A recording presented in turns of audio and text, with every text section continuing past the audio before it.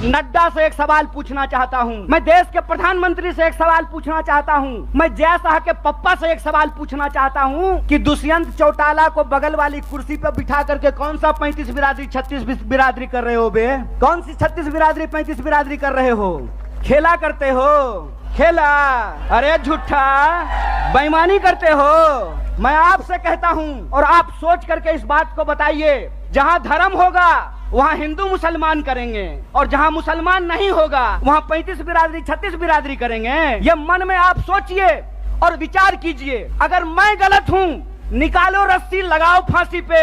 अगर तुम गलत हो तो लोकतंत्र में तुम्हारी बेईमानी का भी एक एक हिसाब लिया जाएगा। इस बात को याद रखना, इस बात को याद रखना कि इस देश के अंदर जब लोग न्याय की बात करते हैं, जब लोग अपने हक की बात करते हैं, जब किसानों की आमदनी दोगुनी करने की बात करते हैं, जब नौजवानों को 2 करोड़ नौकरियों की बात करते हैं, महिलाओं के सम्मान की बात करते हैं, इस देश में गरीबी को कम करने की बात करते हैं, तो आप उसको देशद्रोही बोलते हैं। और आपके बंटवारे की राजनीति में अगर कोई शामिल हो जाए, कोई धर्म के आधार पे देश को जो लड़ाने की राजनीति है उसका हिस्सा बन जाए, तो समाज को जात के नाम पे लड़ाने की राजनीति है उसका हिस्सा बन जाए, तो जब बाहर थे तो विरोधी थे और आपके बगल में आकर के बैठ गए तो माला पहनाते हो रे बेईमान। अरे कौन सा ऐसा वॉशिंग मशीन है रे कि जब कांग्रेस में रहता है तो चोर होता है, तुम्हारा पार्टी में जाकर के ईमानदार हो जाता है रे झूठा।